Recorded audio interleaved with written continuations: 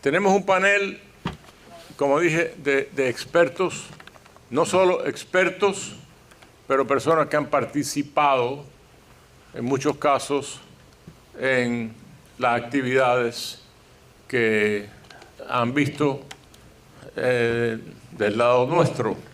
Aunque hay personas también aquí que han participado del otro lado y que afortunadamente vinieron con mucha información a nuestro lado. Yo quisiera aprovechar algo que preferí dejar para esta hora nuevamente, como el panel se va a dirigir a lo que hemos visto y a otras cosas, por supuesto, relacionadas. La noticia del día es la acción con la cual se comenzó el programa, la entrevista a Carlos Jiménez, el congresista de aquí de Miami, hablando sobre la acción del Departamento de Estado sobre haber quitado a Cuba de una de las listas de países que no apoyan suficiente la guerra contra el terrorismo. El Departamento de Estado dijo ayer, cuando anunció esto, tuvieron una pequeña conferencia de prensa. Alguien le preguntó, bueno, ¿a qué se debe este cambio? ¿Qué ha ocurrido desde que se puso a Cuba en esa lista de países que no cooperan con Estados Unidos en el antiterrorismo? La respuesta del vocero del Departamento de Estado fue, bueno, a Cuba se le puso en esa lista porque en el 2022, ya estamos en la administración Biden, y en el 2022 Colombia pidió la extradición de los guerrilleros del ELN, como vieron en el documental, que habían atacado la Academia de la Policía. Y, coronel, usted me corrige, por favor, si me equivoco en cualquier cosa. Pero lo hace en voz baja para no... Para que no se den cuenta. Y desde entonces, el presidente de Colombia, Gustavo Petro, le ha quitado los cargos a esos guerrilleros que están en Cuba. Así que ya no son buscados por Colombia. Por lo tanto, no es un obstáculo para Estados Unidos y no es una razón por la cual dejarlos en la lista de países, a Cuba, perdón, de países que no cooperan suficientemente con Estados Unidos. Me parece increíble. Primero porque el presidente Petro sabemos que fue miembro del M-19, un grupo marxista, leninista, terrorista que atacó no solo lo que vimos aquí, pero también atacó la Corte Suprema de Justicia y murieron muchos jueces y muchos colombianos inocentes. ¿Qué más se le olvidó al Departamento de Estado cuando tomó esta decisión?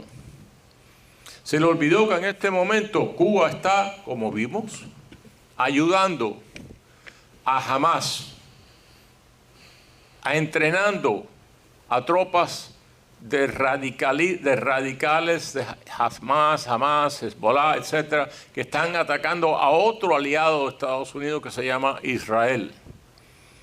Que Cuba está ayudando a Rusia en su guerra de terror, porque es una guerra de terror cuyas tácticas son iguales, con la excepción de los campos de concentración, no de concentración, porque sí los tienen, con los campos de exterminación de Hitler, la destrucción de casas de ciudades, los secuestros de miles, decenas de miles de niños ucranianos que se los llevan para Rusia y le lavan el cerebro en contra de Ucrania y les dicen que son y siempre han sido rusos. Una cantidad de crueldades increíbles. Ese es el aliado de Cuba. Otro aliado de Cuba es Irán, como hemos visto. Una cosa que no mencionó el documental, porque no se puede mencionar todo, es que Fidel Castro, cuando todavía estaba vivo en el 2001, fue a Teherán y dijo: Cuba e Irán juntos pondrán a Estados Unidos de rodillas. Claro, son las fiebres tropicales que le pasan a muchos de los dictadores de la región. Pero eso es lo que él quería, por supuesto. Y como vimos en los dos documentales, Cuba comenzó al principio a socavar a Estados Unidos con actos de terrorismo. Uno que no se mencionó, en 1962, un atentado de poner bombas en el subway en Nueva York. Y creo que fue Macy's, no fue Enrique, fue en la tienda Macy's en Nueva York en el 62. Hay muchas otras cosas. ¿Qué más? ¿Qué más se le olvidó al Departamento de Estado cuando dijo, bueno, ya Colombia no pide la extradición de este grupo de guerrilleros, entonces ya podemos quitar a Cuba de la lista? Se le olvidó que hay 65 fugitivos norteamericanos viviendo en Cuba que están buscados por el FBI. El FBI está en unas cuadras del Departamento de Estado que se debían quizás de ir a visitarlo de vez en cuando. Entre ellos, como vimos, una mujer que mató a un policía en New Jersey, hay un hombre que mató a un policía en Nuevo México, está el puertorriqueño entrenado en Cuba que puso una bomba en la taberna Francis. Para los que no conocen quizás la historia de Estados Unidos, esa taberna es tan histórica que fue donde el general George Washington, al fin de la guerra revolucionaria de Estados Unidos, dio su discurso de despido. Se despidió de sus oficiales, de su cuerpo de oficiales. Dio una recepción, se había ganado la guerra, se habían retirado los ingleses, y fue en Francis Tavern en Manhattan donde George Washington se despidió de sus oficiales porque dejaba el ejército. No quería ser un oficial de ejército, quería ser un ciudadano, un granjero como lo había sido, pero a alguien se le ocurrió nominarlo para presidente. Voy a parar ahí, porque son ejemplos solamente de algo que está pasando en nuestro sistema de política exterior, que representa un sentido no sé cómo en español, self-delusion, siempre se me olvida, de autodelusión. ¿Se dice? Autoengaño. Autoengaño. Autoengaño, gracias. Quieren ver el mundo como lo quieren ver y no como es. Eso es muy peligroso. Me referí anteriormente a la diplomacia. Cuando uno habla con los diplomáticos, le dice, bueno, ¿qué es lo que se puede hacer en Inglaterra, en el Medio Oriente? ¿Qué se puede hacer con países como Cuba, como Venezuela? La diplomacia. La diplomacia es la cura. Señores, la diplomacia no es la cura. Se lo puedo decir porque yo me he pasado 16 años dentro del Departamento de Estado. y para que la diplomacia es la cura al comienzo. Todas las guerras han seguido a la democracia, o sea, han seguido a un esfuerzo de la diplomacia. Si funciona, si puede funcionar, perfecto. Pero si no, hay que ser más realista. Déjenme parar aquí porque, perdónenme, soy medio cubano y no sé dónde parar de hablar. Quisiera presentar, lo que voy a hacer, no voy a presentar a todos de nuevo, a los panelistas, sino simplemente pedirle a la dama que está a mi derecha, a María Orlao, que la conozco hace mucho tiempo. ¿Esto funciona? Mira a ver si funciona. A ver, probando. Que hable de lo que quiere. Estás en un país libre todavía. Así que... Gracias, gracias. Primero, felicitarlos por los magníficos documentales. Yo había hecho notas de cosas históricas de por qué Cuba es desde sus comienzos, la dictadura cubana, el régimen de los Castros, un Estado mafioso, imperialista, terrorista y una narcodictadura, y cubrieron casi todos. Y ahora tú acabas de mencionar los ataques el plan para atacar Nueva York en el 1962, que está muy bien documentado. Esos documentos han salido desclasificados de hace años y casi no se conoce eso. El ataque era gigante, incluso se piensa que iban a atacar la Estatua de la Libertad, la tienda Macy's en Black Friday, que es el día de más compras en los Estados Unidos. Sirvieron prisión 3 cubanos y fueron intercambiados luego, años después, y casi nadie conoce esto. O sea, esto es mucho antes de 9/11, ya Cuba había ensayado hacer esto en Nueva York, ¿no? Y hay muchísimos otros ejemplos que, por supuesto, no da tiempo. Yo publiqué un libro en el año 2019 que se llama La intervención de Cuba en Venezuela, una ocupación estratégica con implicaciones globales, y el título fue escogido justamente pensando en eso, y da para atrás todas estas historias del narcotráfico de Cuba, que empieza en los 60, como bien lo describió el checo que desertó y que menciona el documental, y que hay un libro que se llama Red Cocaine que lo recoge. Yeah. El terrorismo de Cuba que ustedes vieron, o sea, ha acaparado varios continentes. Podríamos hablar horas, hacer tomos. Creo que es muy importante lo que están haciendo porque cada vez hay menos tiempo para las cosas y esto está reducido en el tiempo con mucha información. La bibliografía no es muy extensa. Hay mucho en español que no está muy recogido, hay que buscar mucho. En inglés casi no hay nada. Por eso lo visual y lo que está comprimido es muy importante. Ojalá lo puedan también hacer en inglés. Y solo quiero terminar con una pequeña reflexión en lo que tú decías. ¿Por qué la gente ha subestimado a Cuba? No solo los gobiernos, la prensa, la academia. ¿Por qué se ha subestimado a Cuba? ¿Por qué se ha echado a un lado a esto? Se ha hecho mucha gente de la vista gorda.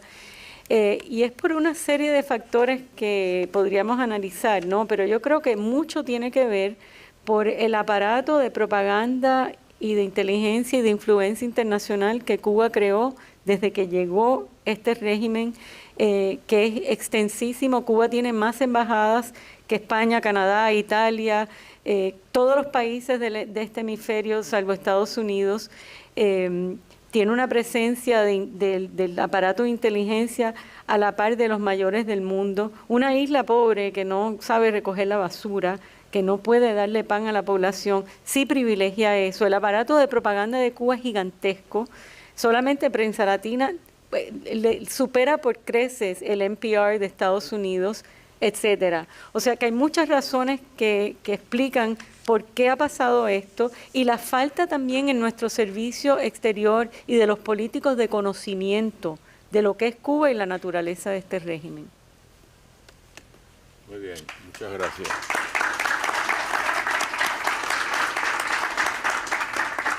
Coronel, díganos, por favor, usted, para oír la perspectiva de Colombia, de uno de los países que ha sido víctima de ese terrorismo y de ese imperialismo revolucionario cubano. Bueno, yo había preparado un documento, pero ya de acuerdo a sus instrucciones, querido embajador, no lo voy a poder leer porque me tardaría como 20 minutos. Prefiero hacer, como usted mismo lo sugiere, algunas consideraciones de carácter personal. Yo creo que tenemos que conseguir que se haga conciencia en este país de una cosa, que Cuba, el régimen cubano está haciendo la guerra contra los Estados Unidos y sus aliados desde antes de que Fidel Castro llegara al gobierno, al poder en Cuba. ¿Por qué digo antes? Porque Fidel Castro ya estaba haciendo daño desde antes. En el año de 1948, en Colombia sucedió algo que se llamó el Bogotazo. Incendiaron a Bogotá. Fue un destrozo total. La cantidad de muertos superan los 1000 muertos en 48 horas de terror ocasionados por el asesinato del candidato presidencial más popular de entonces, que no quiso presentarse por el Partido Comunista, sino que se presentaba por el Partido Liberal. Ese candidato era Jorge Eliezer Gaitán. ¿Quién asesinó a Jorge Eliezer Gaitán? ¿Alguien sabe? ¿Quién? Lo asesinó Fidel Castro. Fidel Castro era un estudiante que había salido de la cárcel, ya tenía problemas graves de carácter penal. Y a él lo enviaron con un grupo de comunistas de diferentes países latinoamericanos, estudiantes, para hacer esa tarea, con el propósito de evitar la creación de la Organización de Estados Americanos. La Organización de Estados Americanos se iba a crear en Bogotá. La sede de lo que se llamaba en ese entonces la Unión Panamericana iba a ser en Bogotá y se iba a realizar en el 9 de abril de 1948. Entonces inventaron esta reunión de estudiantes y les dieron la tarea a los estudiantes de matar al candidato, y ya habían coordinado con la Policía Nacional de Bogotá para que le entregara a los que se iban a volver revoltosos por la muerte de su candidato, entregarles aguardiente y fusiles. Eso fue generado por el señor Fidel Castro. Fidel Castro llega al poder en 1959 en Cuba. En 1964 funda en Colombia, voy a referirme a Colombia, que es el tema mío, funda las Fuerzas Armadas Revolucionarias de Colombia, FARC. Las funda con el Partido Comunista Colombiano y las funda con políticos colombianos. Entonces aquí ustedes entenderán cómo hace unos años, estando de presidente el señor Juan Manuel Santos, le perdona todos los crímenes a las FARC, pero perdonarle los crímenes a las FARC, mi querido embajador, no es perdonarle 20 años de cárcel a uno y 15 años de cárcel al otro, porque personas como alias Timochenko tenían sentencias o condenas ya establecidas por jueces de la República de 450 años de cárcel por los crímenes cometidos, o el señor Iván Márquez, que lo nombró Juan Manuel Santos negociador. 700 años de cárcel tenía, todo lo perdonó Juan Manuel Santos. ¿Y quién le dio a Juan Manuel Santos esa facultad? No se la dio a nadie, pero se hizo.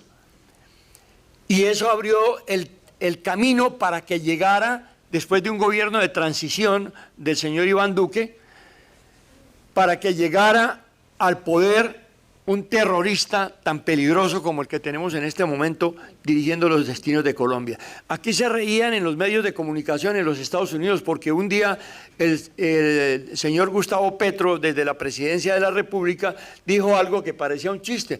Dijo, no, aquí la única forma de acabar con tantos detenidos y con tantos delincuentes, pues es disminuir el número de delitos.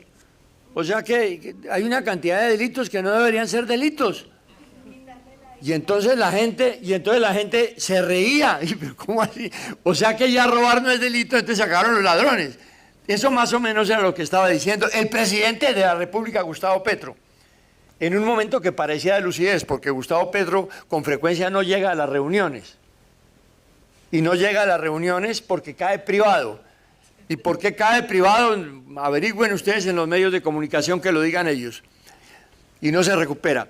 Entonces el señor Gustavo Petro, con mucha facilidad, esto que estamos diciendo que es un chiste, lo hace. Y entonces le dice al régimen cubano, esos señores que asesinaron los cadetes de la Escuela General Santander, yo no los pido en extradición, eso no es delito, ya no es delito, es parte del conflicto.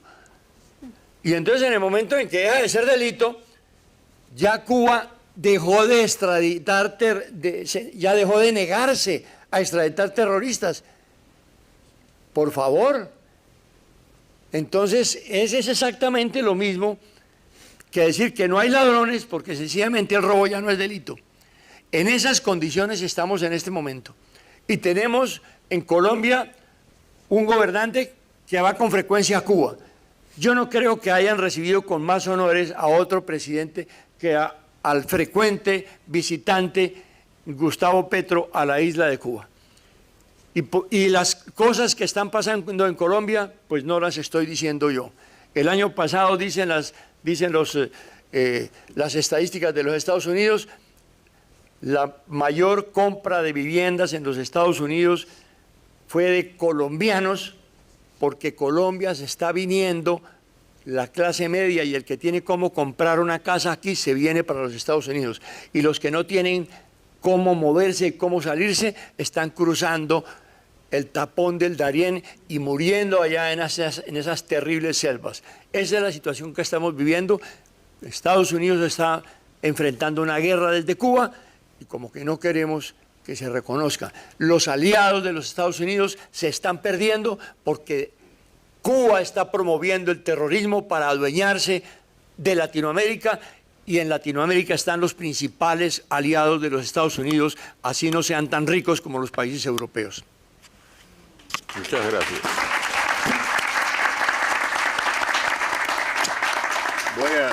Voy a pasar a Miguel Cosío. ¿Si hay una pregunta? ¿O después al final? Al final. Al final, mejor al final. Gracias al Centro para una Cuba Libre, embajador. Gracias, trataré de ser tan escueto y tan preciso como nuestra querida María. Y me sumo a las felicitaciones al trabajo que han hecho, extraordinario. No tiene nada que envidiarle a cualquier cadena de televisión en inglés y en español. Me voy a referir, dado que vengo de una cadena de televisión, a dos noticias que han ocurrido en las últimas 24 horas. Hoy hubo una audiencia en el Comité de Inteligencia del Senado de los Estados Unidos. Y nada más y nada menos que el presidente de ese comité, que es un demócrata, Mark Warner, ha dicho que, entre otros países, Cuba está participando en la interferencia en procesos electorales en las elecciones de Estados Unidos. No lo dijo el Departamento de Estado hace 4 meses. Lo último que sabemos en este sentido es un reporte de la comunidad de inteligencia, nada más y nada menos que la directora nacional de inteligencia, Avril Haines, en diciembre del 2023, donde se señala con puntos y comas que el gobierno cubano participó en el año 2022 en procesos de interferencia, o por lo menos lo intentaron, procesos de interferencia en elecciones en el estado de la Florida. Ustedes saben cómo está la composición del electorado, sobre todo aquí en el sur de la Florida, entonces no es de extrañar. Esa es una noticia que ocurrió hoy. Estamos hablando de un miembro del Partido Demócrata, nada más y nada menos que en la Cámara de Senadores, que ha dicho eso hoy.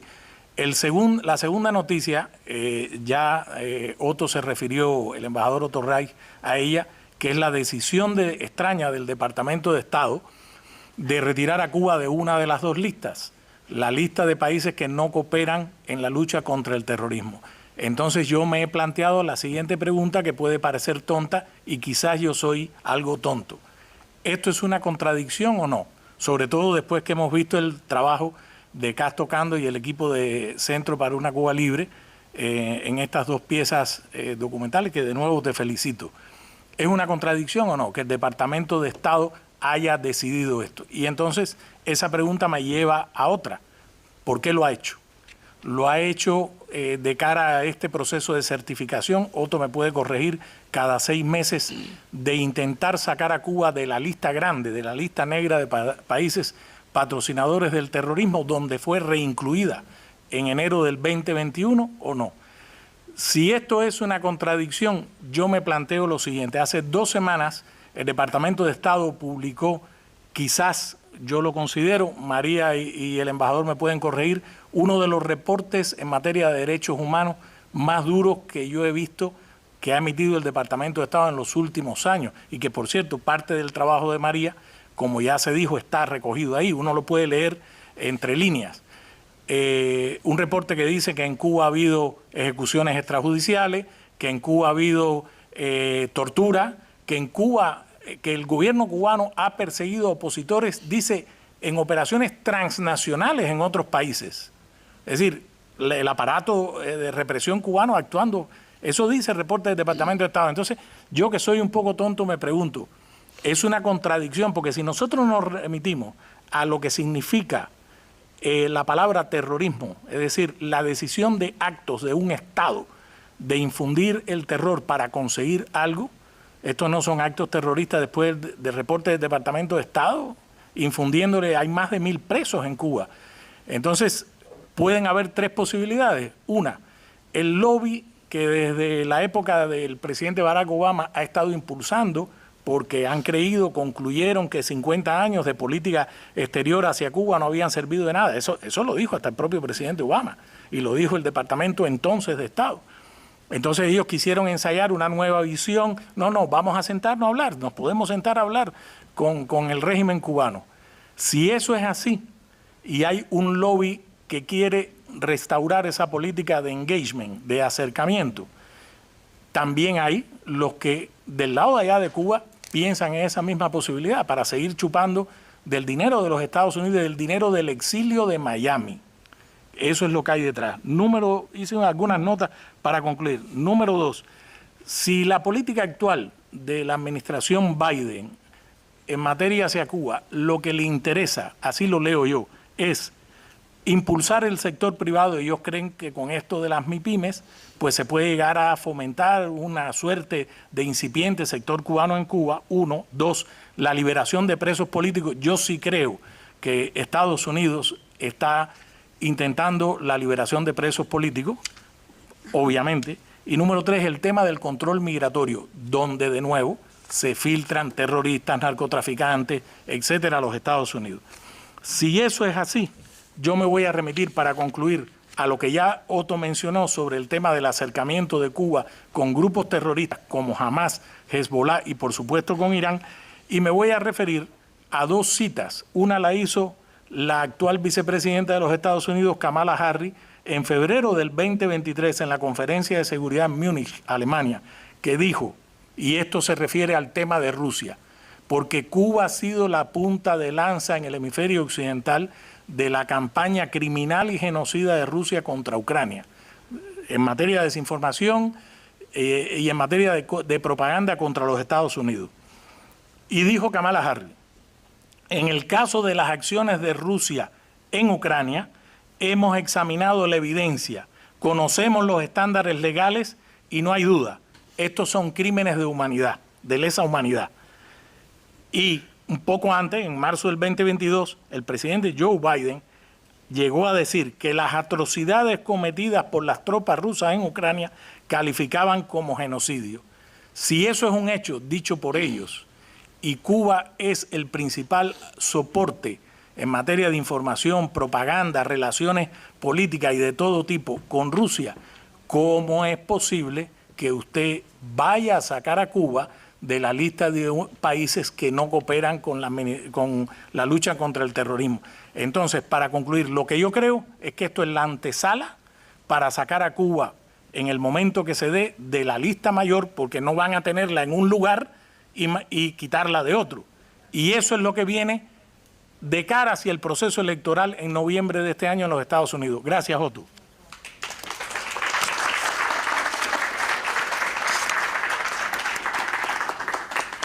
Yo añadiría, Miguel, una tercera pregunta que sería, ¿cuál es la ganancia para Biden, para la administración, sacar a Cuba de la lista?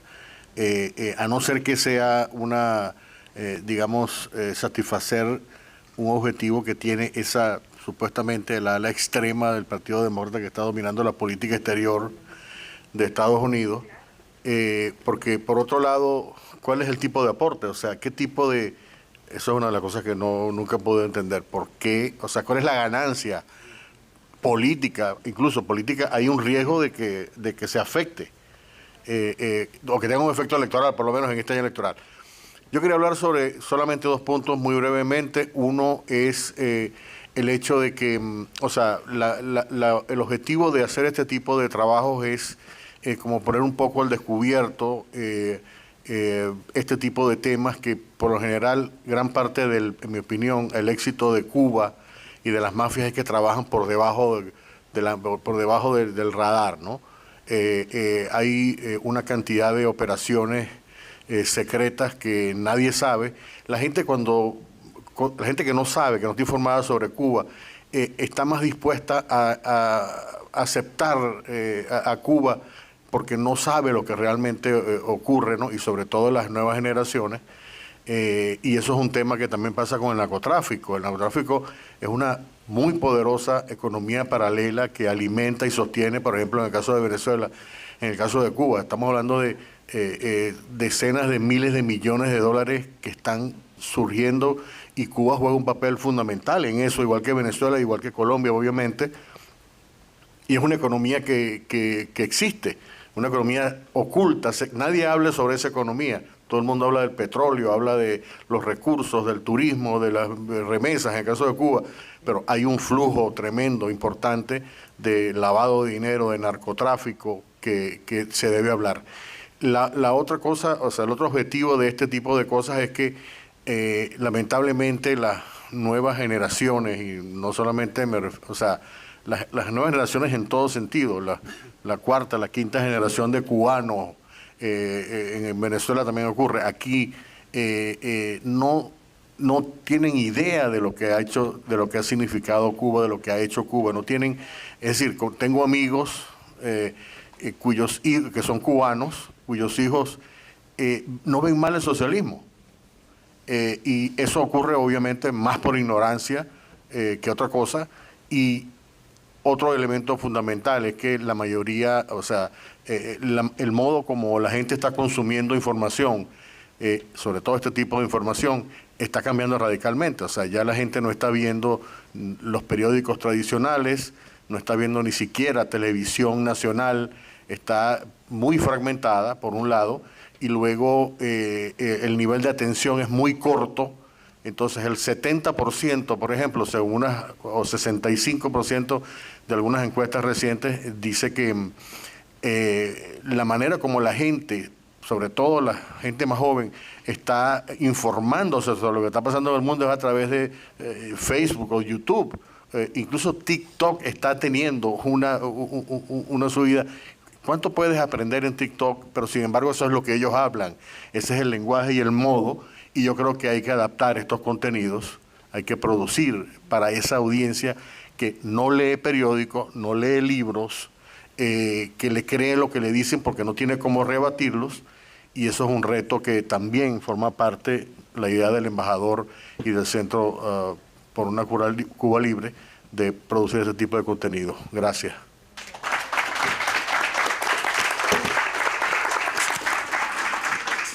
Bueno, vamos a darle una oportunidad al público de expresar sus opiniones o hacer preguntas.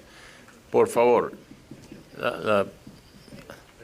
Sí. El señor de atrás. ¿Eh? El señor de atrás. Me parece muy importante lo que acabas de hablar tú en referencia a la divulgación en los medios y en la social media de lo que es el comunismo. Los comunistas siempre han hecho una tarea muy buena, llevan años, décadas, sin fallar en la comunicación de sus ideas a los jóvenes y a los niños en colegios y universidades.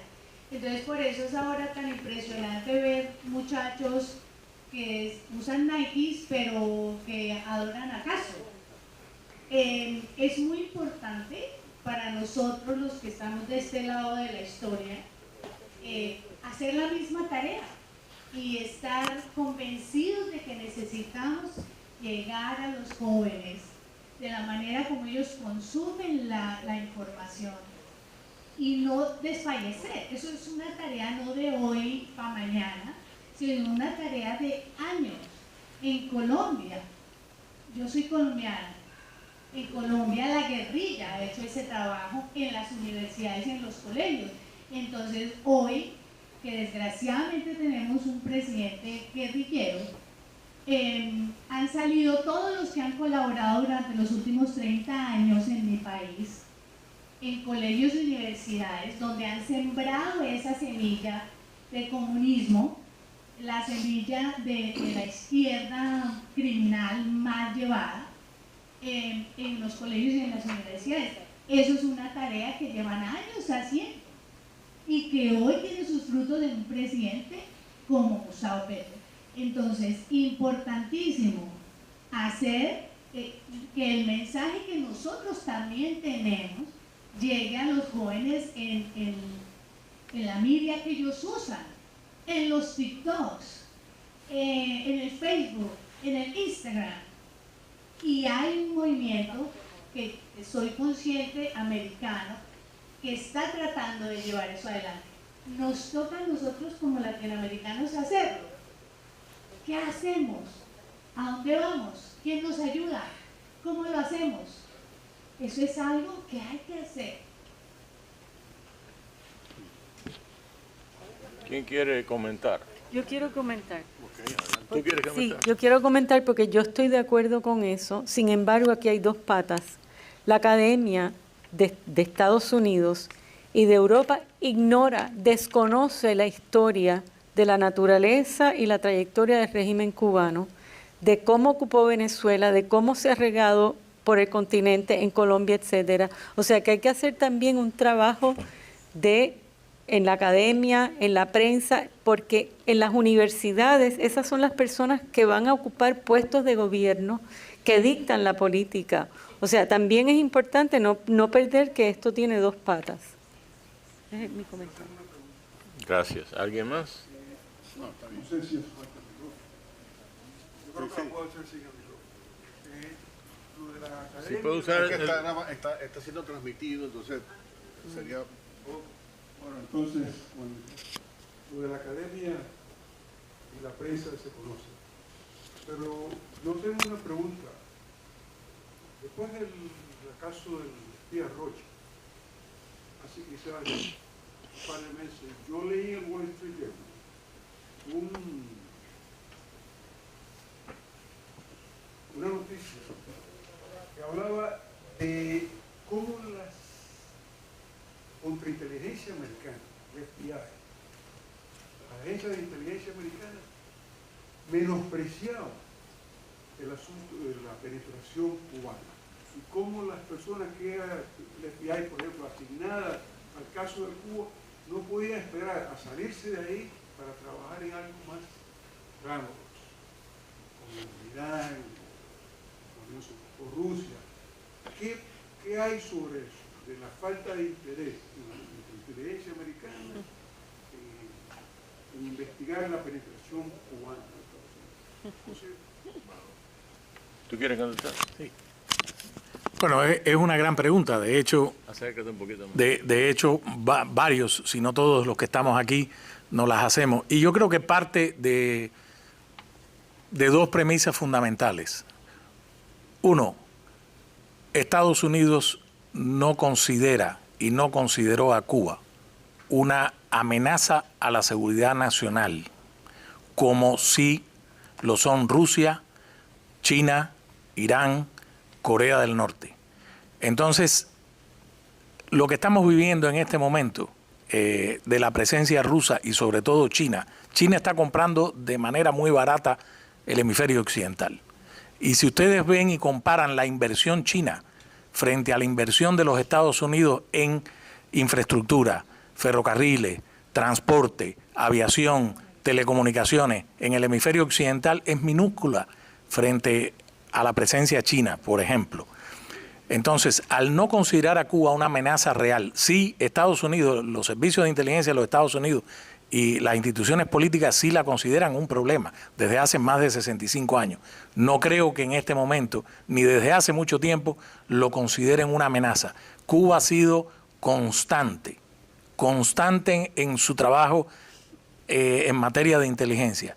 Si ustedes revisan, desde la década de los 90 para acá, han sido desmanteladas la red Avispa, fue detenido Mariano Fajet, fue detenida Ana Belén Monte, fueron detenidos los esposos Myers, fueron detenidos los esposos Carlos Álvarez y Elsa Prieto, fue detenido recientemente Manuel Rocha, que trabajó 40 años en el Departamento de Estado, una penetración profunda. Ahora, según yo leí, y embajador me puede corregir, lo que yo he leído que han publicado las propias agencias, los propios voceros, incluyendo el Departamento de Estado, que hay un proceso de evaluación profundo. Yo quiero creer que sea cierto, sobre todo de lo de Rocha, que es increíble. Entonces, el punto vuelve al principio, es la visión que el gobierno de los Estados Unidos tiene hacia un país enemigo como Cuba. Si Estados Unidos no lo considera una amenaza a la seguridad nacional, pues seguiremos teniendo a los Rochas. ¿Puedo añadir algo también? Que eso también depende de la asignación de recursos que se da a la contrainteligencia, viene por una decisión política y ya están mal informados y aparte de infiltrados los políticos. Yo les puedo hacer una pequeña anécdota sobre lo que dijo Miguel, que Estados Unidos no toma en serio a América Latina y a Cuba. No es que no lo tome en serio, es que hay otras cosas más serias, más lo que le llaman aquí clear and present danger, o sea, peligros más presentes y claros. Muy poca gente va a decir, tenemos que poner atención a lo que está pasando en Nicaragua o en Bolivia porque nos puede causar problemas. Claro que nos puede causar problemas, pero es difícil que nos van a mandar un cohete, no, un misil. Cuando yo entré en la administración Bush 43, como lo decimos, el hijo, fue el 43, el presidente número 43 de Estados Unidos. Una de las cosas que yo quería hacer y hice fue sacar de Estados Unidos a una gran cantidad de espías de Cuba. El espionaje de Cuba es grande. No es que sea tan bueno, pero como son tantos, algunos logran algunas cosas buenas, ¿no? Y no son malos. Han aprendido en las rodillas de la KGB, de la Stasi, y la Stasi, acuérdese, aprendió en la rodilla de la Gestapo. O sea, estamos hablando aquí de una familia, ¿no? Estilo siciliana, pero en términos de inteligencia. Entonces, yo llamé. Ya esto se puede decir porque ya pasó el tiempo y está, no es secreto, no es ningún secreto. Yo llamé al director de contrainteligencia del FBI por el teléfono cifrado que tenemos. Le dije, yo soy el nuevo subsecretario de Estado para el hemisferio occidental. Quisiera hablar con usted sobre la presencia de agentes de Cuba. No me acuerdo exactamente cómo dije. El problema que tenemos con la presencia, porque estaban reclutando. Esto fue después de Ana Belén Montes, o sea, es más, yo entro en la administración una semana después que agarran a Ana Belén Montes. Fue después de Ana Belén Montes. Y hay varias otras personas, como Belén Montes, que no hemos agarrado, una que se escapó para Suecia. Y digo, le estamos dando un campo demasiado amplio a esta gente. Entonces hubo un silencio y me dice, yes, sir, right away, sir.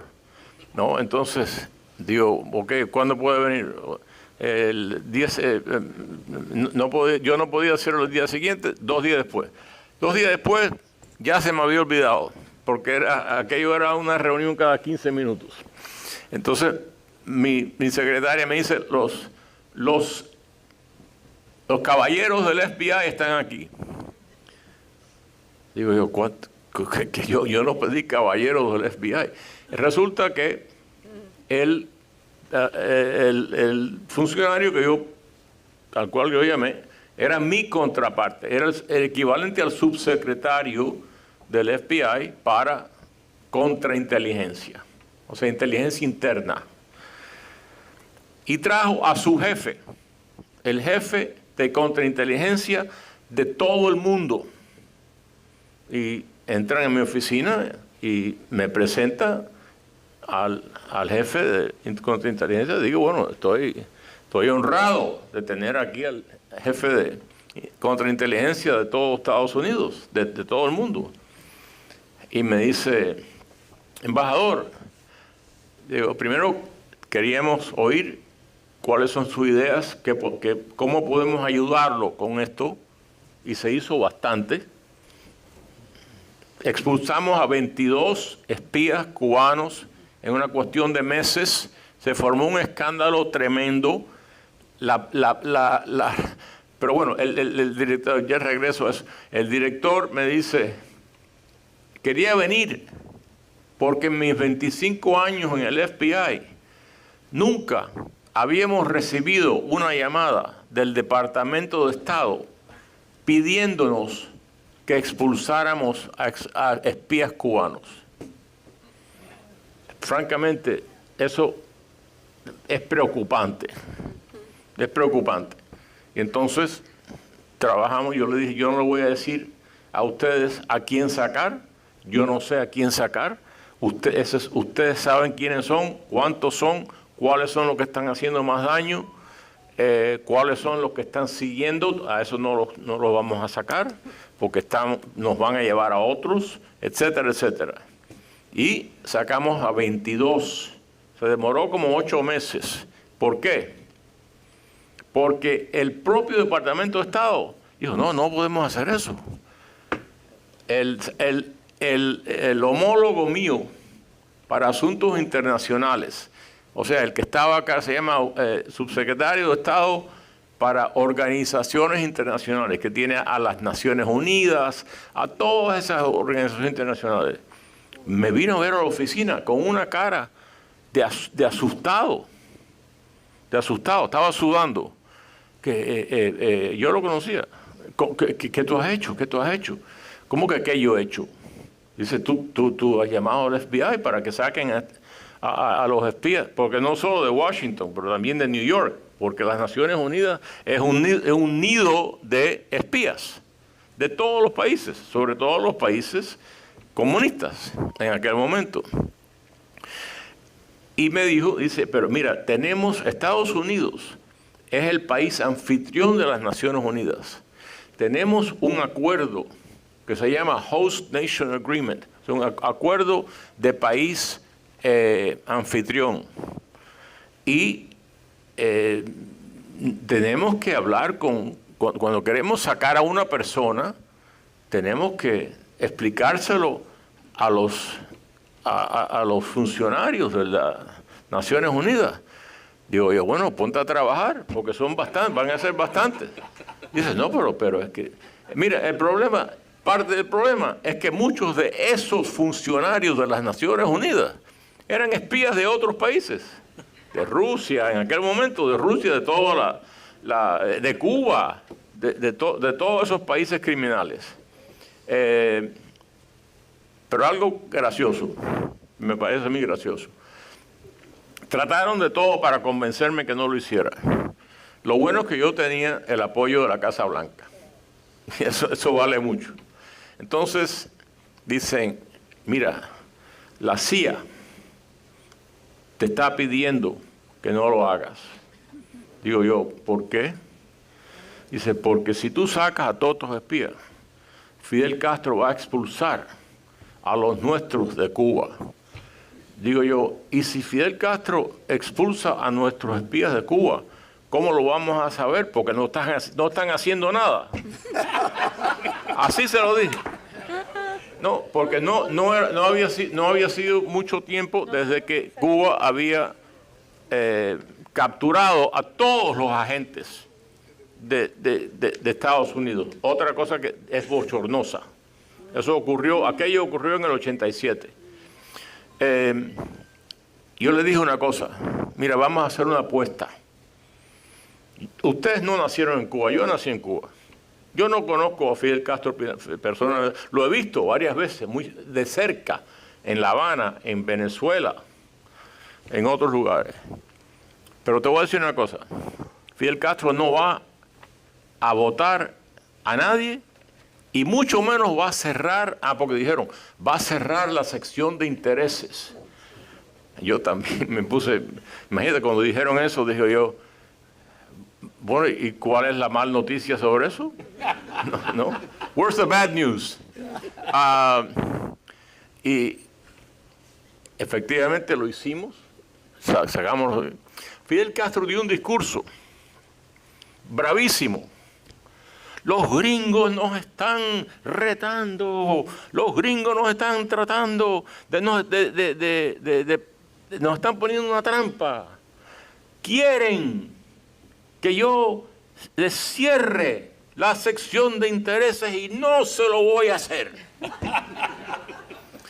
Te lo juro que nadie, ni una de esas personas de la CIA, del Parlamento, nadie vino para regalarme un helado o una cosa así. Pero, ¿cómo es posible que en 25 años nadie del Departamento de Estado haya llamado al FBI y decir, mira, sabemos que este señor está reclutando, ¿tú sabes quién estaban? Estaban reclutando a staffers. ¿Cómo se dice? Staffers en el Capitolio. Sí, pero son gente que maneja. Staffers de los congresistas.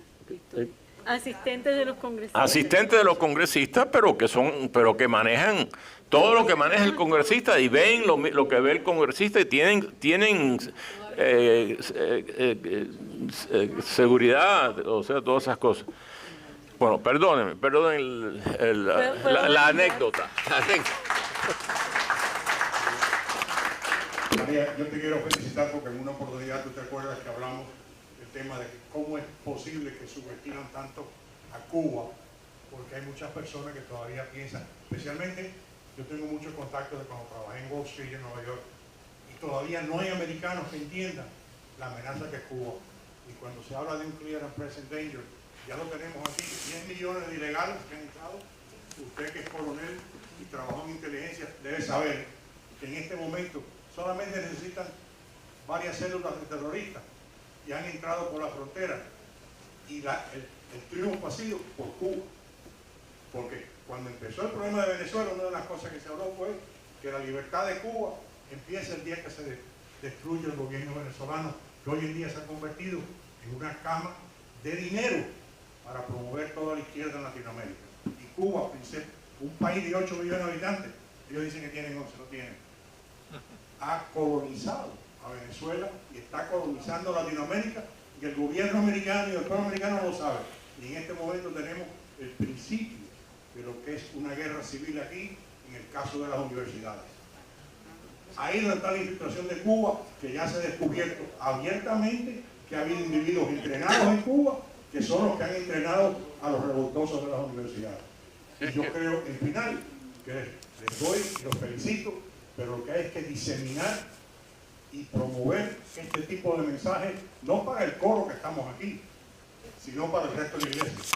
Una cosa muy importante y que Castro me pidió que lo dijera, y hay que reiterarlo. Lo que estamos haciendo nosotros, lo estamos haciendo estamos aquí, porque después de todo esta es nuestra comunidad y queremos que ustedes vean lo que estamos haciendo. Pero el campo de batalla nuestro es en Washington, porque es en Washington donde se hacen las estupideces como se hicieron ayer en el Departamento de Estado, por ejemplo. Y eso, ahí hay donde pelear. Y por eso que todo lo que hacemos lo hacemos en los dos idiomas. Bueno, primero en inglés, francamente. Trabajamos en inglés. Y hay que trabajar en inglés. Y segundo, lo que no está en inglés lo traducimos al español. Perdón, al inglés. Hay muchos oficiales, ¿no? de medios niveles, ¿no? y de altos niveles, que hablan español. El otro día almorcé con un colega, ex colega, que llegó a ser director de Seguridad Nacional, Director of National Intelligence. Y este muchacho, es muchacho porque es más joven que yo, está retirado, los padres eran misionarios, habla español como nosotros, quizás mejor porque no es cubano, pero habla español perfectamente bien y lo ayudó mucho en su tarea. Trabajó para la comunidad de inteligencia de Estados Unidos, está súper preocupado por lo que está pasando. Todos mis amigos, todos mis colegas de la administración Reagan, de las administraciones Bush y todo, están preocupadísimos por lo que está pasando. Usted mencionó que la población de Cuba, ¿qué dijo? 8 millones. Han entrado 8 millones de personas en Estados Unidos en los últimos 3 años. Y que no me digan que sabemos quiénes son y dónde están. Perdón. Sí. El señor tiene rato. No se oye, no se oye. If you understand what he says, I'm hearing half the stuff, so... Le van a dar el micrófono. Tengo una pregunta, si me permite. El micrófono. ¿Está encendido? El micrófono. Sí, el micrófono. Utiliza el micrófono. Es que yo soy un cubano, 82 años, soy economista, pero a los 10 años la política no me ha dejado dormir. Yo tenía, voy a decir muy bien, que hay mucha concentración en mí, todas estas cosas que están sucediendo. Y empezamos de la yo tenía... ¿Puede hablar un poquito más alto, por favor? Pégese el micrófono. Entonces me acerco más aquí porque estoy de los oídos. Exacto. Mire, voy a empezar en la Universidad de Conectividad. Muy técnica. Una cosa es ser cubano y otra cosa es conocer, sufrir en Cuba y conocer el comunismo. Hay que vivir ahí. Yo digo así que el que llegó aquí a los Estados Unidos con pantalones cortos no sabe lo que es comunismo. Aunque lean libros, aunque lean periódicos, lean películas, hay que estar ahí. ¿Cómo se conoce? Yo lo pude conocer. Cuando llegó la crisis de los cohetes, yo tenía 60 días para presentados para irme al país, porque estuve preso por Playa Jerón. Me iban a matar para humano, no pude ir, pero bueno. Era católico siempre así.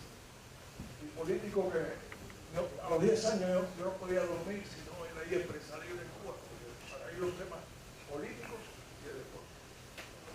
Y entonces con el político, eso se vuelve estudiantil, lo que sea. Pero bueno, yo quería, iba a presentar, me cogió la crisis de los que haga su pregunta. entonces me tuve que quedar aquí. con 20 años. Llegar aquí en el año 92, con 50 años de visita. Entonces, en ese transcurso pude conocer bien ustedes. Yo era muy buen alumno, pero cuando llegué, que estuve preso, ya no me dejaban entrar a la universidad. La gente se está yendo. Tuve 9 años. Voy a hacer la pregunta, por favor. Haga la pregunta. La pregunta. La pregunta es que hay una cosa que ha habido una debilidad grande, porque empiezo, que he leído bastante, que Stalin nos cogió. Cuando termina la Segunda Guerra Mundial, Stalin se dedicó a coger la juventud más inteligente del partido y distribuirla en el Vaticano, en los Estados Unidos, las principales La pregunta. universidades. Y ahí empezó a sembrar en las universidades americanas.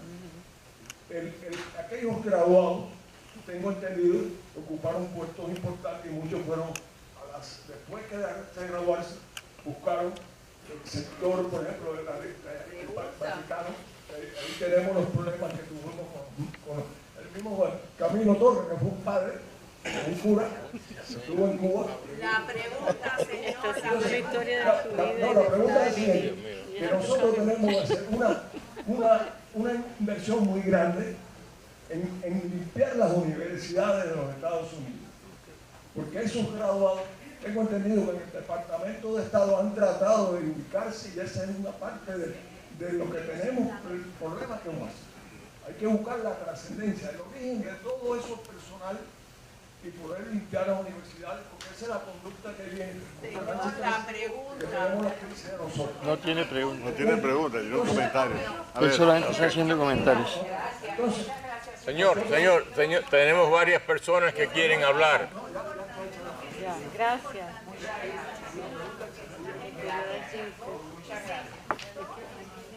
Bueno, Ok, yo quisiera terminar esto lo más pronto, a las 9, si es a ver, posible. yo no voy a hacer una pregunta porque estaría esta mañana. Yo quiero hacer una sugerencia y un pedido. Que ya la amiga colombiana se me adelantó. A los 60 años me he convertido en youtuber. Soy cubana, llevo muchísimos años aquí. Y tengo una hija que está estudiando, lo voy a hacer corto, está estudiando un doctorado muy complicado, que lo que hace es conectar a los científicos y a la academia con la vida real. Lo que decía María tiene muchísimo sentido, que hace falta, como ustedes dicen, el trabajo en Washington, la academia, la gente que estudia, pero tenemos que hacer una conexión. A mí me da la impresión de que hay una desconexión entre la gente que sabe lo que pasó y que tiene además los recursos para cambiar la política y el exilio cubano que tenemos hoy. Que me atrevo a decir que la mitad de las personas que tenemos hoy viviendo en este condado, que serán votantes o son, no son exiliados. El señor hablaba ahorita de ese tema, y no solamente los jóvenes, sino los cubanos que van a crear la matriz del estado de opinión. Y el propósito, yo creo, es que tenemos que mantener esa historia, pero tenemos que hacérsela llegar a esta gente que van a votar cuando sean probablemente demócratas. Entonces, la sugerencia es que toda la información, yo me siento honrada con todo lo que he escuchado aquí, pero que así como llegamos al supermercado y vemos que hay una maquinita que te cobra solo y nos cuesta muchísimo, queremos ir a la cajera, creo que también hay que instar a la gente que sabe la historia y que tiene el poder para cambiarla, a que se acerque a esto nuevo. María Guarlao me hizo a mí el honor de ir a mi pequeño canal a hablar, y yo me sentí muy contenta cuando tuve gente joven, pero gente que vive 20 años en Miami y que se quedaban sorprendidos de las cosas que María contaba.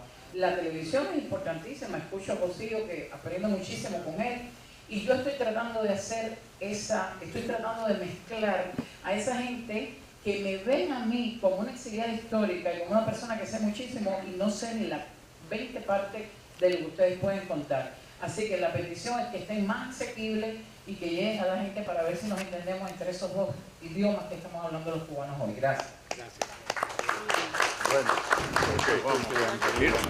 Yo lo siento, yo sé que todavía hay personas que quieren hacer preguntas, pero son las 9.